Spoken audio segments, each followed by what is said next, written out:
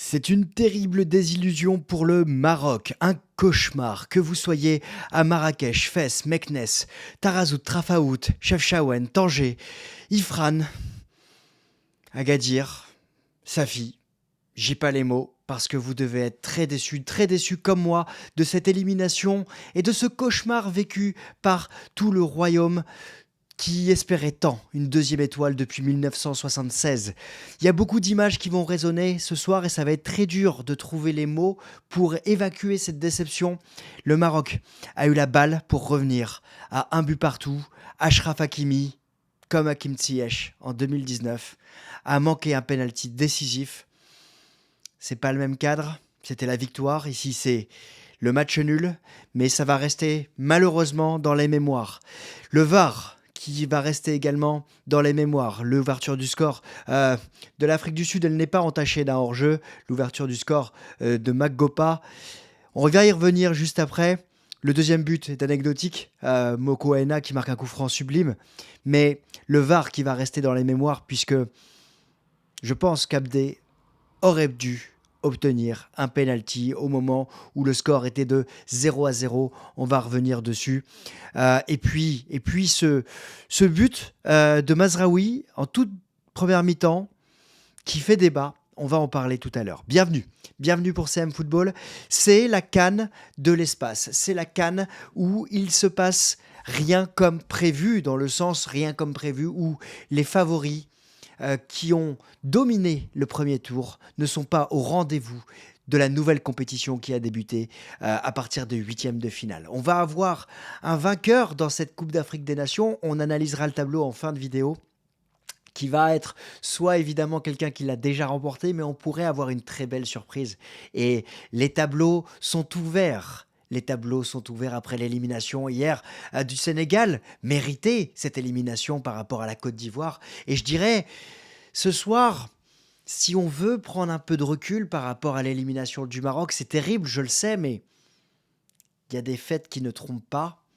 Cette équipe marocaine, à part le match face à la Tanzanie, n'a pas offert le jeu et la domination qu'elle pouvait espérer, qui était attendue par les hommes de Walid Regragui. On reviendra évidemment sur Walid Regragui, qui doit parler en même temps que moi en conférence de presse. On verra justement quels vont être ses mots et on les analysera bien évidemment à froid le moment venu. Alors, c'est un cauchemar puisque Sofiane Amrabat a été exclu et comme il faut aller quand on pique, il faut appuyer encore plus quand on a mal. Eh bien, là où il avait pris un deuxième jaune, le VAR est revenu sur la situation pour vous dire que c'est terrible. Le VAR ne revient pas sur Abdé, mais le VAR revient sur un deuxième carton jaune sur Sofiane Amrabat pour en faire un carton rouge. Ceux qui disaient que le Maroc était accompagné par la VAR, j'imagine que là va y avoir des contre-arguments. Et d'ailleurs, n'hésitez pas à me dire en commentaire ce que vous pensez de cette situation et du VAR dans cette compétition, en tout cas dans cette rencontre. Alors, on va revenir sur le penalty d'Achraf Hakimi. Il y a eu beaucoup de débats sur les réseaux sociaux. Pourquoi c'est pas El Kaabi qui l'a tiré? Je crois qu'il était sorti au moment où le penalty est tiré. Je suis en train de regarder en parallèle les changements qui avaient été réalisés au moment où le penalty a été tiré par Hakimi. Hakimi, on a tous en tête le penalty qu'il avait marqué face à l'Espagne. On a tous en tête ce tir au but qu'il avait inscrit et formidablement bien inscrit face à l'Espagne. Mais si on est suiveur du football marocain, on se rappellera aussi du penalty qu'il avait raté face à la Tanzanie, si je ne me trompe pas, lors des matchs éliminatoires pour la Coupe du Monde 2026. Et il avait déjà mis une mine bien au-dessus de la barre transversale. Là, quand tu regardes son pied d'appui, il est très loin en arrière du ballon. Il n'a pas le bon geste, malheureusement, Hakimi. Il est pris par la pression, pris par le temps aussi pour tirer ce penalty. Et on peut se poser la question de savoir si c'était bien lui qui devait tirer. Alors, il a l'expérience, évidemment, de ce type de situation. Il joue dans un grand club, le Paris Saint-Germain, mais il ne tire pas ses coups de pied arrêtés. Et évidemment, tout un peuple marocain va s'en rappeler. Alors, je pense pas qu'il faut lui en tenir rigueur, comme il ne faut pas tenir rigueur à Moussa Niakhaté hier qui a loupé son tir au but décisif. Ah non, pas décisif, mais tir au but avec le Sénégal.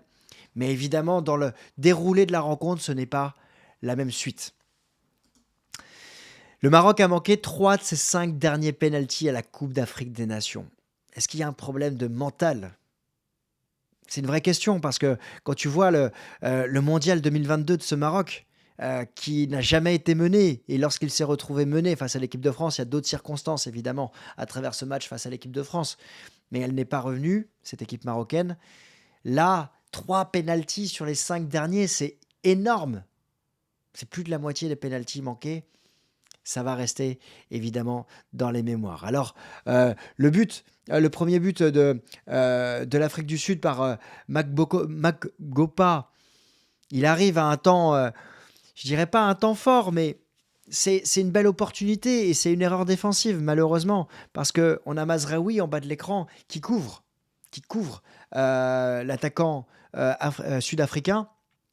Saïs fait le bon geste, mais Mazraoui a ce temps de retard qui fait la différence. Et on le sait, ça se joue sur des détails, ce type de compétition, surtout lors des matchs à élimination directe. Le coup franc est anecdotique pour moi. Il est magnifiquement tiré et il n'y a rien à redire dessus. La célébration aussi, je ne l'ai pas mise, mais elle est, je trouve, si on est juste, elle est belle. Elle n'est pas là pour chambrer et on a de très belles célébrations, que ce soit en entrée dans la compétition, dans les matchs ou, ou dans les buts dans cette Coupe d'Afrique des Nations, mais là n'est pas le débat. Alors, on va revenir sur un autre fait marquant de cette rencontre, c'est le but qui a été refusé à Mazraoui. Alors quand on voit la passe, je crois que c'est Abdé qui va avoir le ballon. Là, c'est une image arrêtée du ballon qui va être récupéré par Abdé. Il va centrer et ensuite le ballon va revenir et Mazraoui va se retrouver en position de frappe, il va tirer, il va marquer. L'arbitre va siffler au moment même où il est en train d'armer sa frappe. Le gardien, on ne sait pas s'il fait acte de jeu ou pas, en tout cas le but est rentré. Ce qui me surprend, c'est que l'action n'a pas été au bout, c'est-à-dire que l'arbitre n'a pas attendu. S'il avait attendu, on aurait pu avoir une position ferme. Là où il y a pénalty sur Abdé en deuxième mi-temps, je trouve que sur l'image que l'on voit ici, il y a hors-jeu, pardon, et ce but aurait dû être refusé. Mais le doute est permis, évidemment, compte tenu du fait qu'on n'a pas les lignes qui sont tracées ici, même si on imagine qu'il a un temps d'avance, et l'arbitre aurait dû attendre que l'action soit terminée complètement pour revenir avec le VAR. Alors ces deux hommes, évidemment, ont manqué, mais je voudrais revenir quand même sur le penalty qui a été non sifflé pour le Maroc. C'est une des premières images. Elle est terrible, cette image. Faudrait qu'on retrouve à quelle minute de la rencontre cette faute non sifflée a lieu. Je crois qu'on est avant le but de l'Afrique du Sud. Je ne voudrais pas dire de bêtises. Il me semble qu'on est juste avant le but de l'Afrique du Sud. Et Abdé fait une percée exceptionnelle. Exceptionnelle. L'image de contact dans la surface. On est à la 50e minute. Voilà, on est à la 50e minute. On est dans les conditions du direct. Vous le voyez, je suis en train de regarder avec ma tablette à côté les actions avec l'équipe. Je vous partage mes notes à côté. On est sur une action exceptionnelle d'Abdé parce qu'il part de son camp, il fait une percée phénoménale, il arrive dans la surface de réparation et oui, clairement, il va jouer la faute parce qu'il est chassé par le défenseur des Bafana Bafana. Là où j'en veux à l'arbitre, c'est que l'arbitre ne va même pas aller voir le VAR. Parce que, il y a un premier contact sur le haut d'Abdé, et 2, il y a un contact au niveau des pieds, et le contact, il est flagrant. Alors si on veut pinailler, on peut se dire que le contact au niveau des pieds, il est du fait que Abdé, il ralentit sa course. Ça, je veux bien avoir le débat, et donc on ne pourra pas trancher. En revanche, la poussée sur le haut du dos du défenseur sud-africain, elle est bien existante. Et c'est pas au moment où Abdé il est en train de ralentir sa course. Donc à mes yeux, non seulement il y a un contact, mais il y en a 2. C'est dans la surface de réparation. L'arbitre a laissé jouer. Je ne comprends pas comment le VAR n'est pas revenu dessus. C'est une erreur et c'est une erreur manifeste qui aurait dû être sifflée. Et à ce moment de la rencontre, il y a 0-0. Alors, vous allez me dire, peut-être que le penalty n'aurait pas été marqué, c'est vrai. Vous avez raison de pouvoir apporter cette remarque-là. On le saura jamais, mais c'est une erreur quand même d'arbitre. Alors, est-ce qu'on doit se cacher derrière les erreurs de l'arbitre si on est supporter des Lions de l'Atlas? Clairement, non. Non, parce qu'il y a des phénomènes extérieurs comme les absences combinées de Ziyech et Bouffal. Elles sont terribles. Elles sont terribles. Non pas qu'Abdé et Adli n'ont pas été à la hauteur de ces deux grands joueurs. Ils ont fait leur match, les deux jeunes. Mais l'expérience de ce type de compétition, dans un bloc aussi regroupé, là où les coups de pied arrêtés sont décisifs, ça aurait peut-être dû être Hakim Ziyech qui aurait dû tirer, là où les dribbles dans la surface de réparation sont importants, ils ont manqué ce petit truc en plus. On le voit, Amin Adli a eu une situation en première mi-temps, il s'est emmêlé à cet endroit de la surface de réparation. Il doit bien évidemment mieux faire. Je ne vais pas lui tomber dessus, je ne vais pas lui en vouloir. Évidemment, ce n'est pas le propos, c'est pas mon propos. Mais clairement ici, il aurait dû mieux faire pour ouvrir le score en première mi-temps. De la même manière, Azzedine Ounahi, qui se gêne ici avec Achraf Hakimi au deuxième poteau, après l'ouverture du score. Là, il y a un manque de coordination. On a été pris par la panique du côté marocain et ça a compté. De la même manière, en tout début de deuxième mi-temps, juste avant la faute non sifflée sur Abdé, Azzedine Ounahi, sur une passe d'El Nessiri, se retrouve en position de pouvoir frapper et peut-être techniquement d'ajuster son geste. Et là, ici, il rate aussi le cadre. Et on va le voir tout à l'heure avec les statistiques. Les stats sont terribles. Alors, avant de parler évidemment des deux entraîneurs, regardez les stats. 2 tirs cadrés pour le Maroc, 3 pour l'Afrique du Sud, 3 et 2 buts. Donc clairement, une efficacité monstre du côté sud-africain. Vous allez me dire 1 tir cadré et 2 buts pour le Maroc, mais c'est pas digne du nombre de tirs total réalisés. 13 tirs total, avec un nombre important de tirs dans la surface de réparation. L'autre tir cadré de l'Afrique du Sud, c'est une frappe de loin en première mi-temps. J'ai l'impression que les hommes de Walid Regragui ont refusé le jeu. Je ne vais pas dire qu'ils ont été suffisants. C'est pas le cas, parce que je trouve pas. J'ai pas trouvé de la suffisance. Mais on prendra peut-être le temps de prendre du recul justement sur ce Maroc et voir quels sont les enseignements à tirer à froid. Mais, mis à part le match face à la Tanzanie, on a senti cette équipe marocaine en difficulté physique face à la République démocratique du Congo. On l'a trouvé, allez, juste, mais dans tous les sens du terme, face à la Zambie. Il fallait gagner, il fallait faire match nul pour se qualifier. Ça aurait changé peut-être des choses aussi de ne faire que match nul, puisque la Côte d'Ivoire n'aurait pas rencontré le Sénégal. Bref, en tout cas, les hommes de Walid Regragui n'ont pas réussi leur compétition et sont éliminés. Et c'est terrible, mais par rapport à ce qu'ils ont montré ce soir, hormis les erreurs d'arbitrage, hors erreur d'arbitrage, c'est pas suffisant. On attendait plus du Maroc. On attendait plus de ce Maroc. Et c'est terrible d'être éliminé à ce moment-là. Et si on inclut évidemment les erreurs d'arbitrage, l'erreur d'arbitrage, surtout sur le penalty d'Abdé, voilà. Maintenant, on ne peut pas non plus se cacher derrière ça, puisque le penalty du 1-1, il a existé et il n'a pas été transformé. Donc c'est un vrai cauchemar. C'est un vrai cauchemar pour le Maroc. Alors, Hugo Bross l'avait dit, le Maroc n'était pas performant en phase de groupe. Nous les avons observés et nous avons parfaitement que nous sommes capables de les battre. Ils l'ont fait. Ils l'ont fait avec leurs armes, des armes physiques, des armes tactiques, parce qu'ils ont été là dans tous les contacts, dans tous les duels, et leur plan était parfait. Et on peut même se dire que cette équipe de l'Afrique du Sud, elle a joué à la marocaine pendant le mondial. Et c'est pas immérité qu'elle passe lors de cette rencontre. Alors, si on fait le point sur la tactique, si on veut bien prendre le temps ici, Mazraoui a fait son match mais était trop juste, à mes yeux.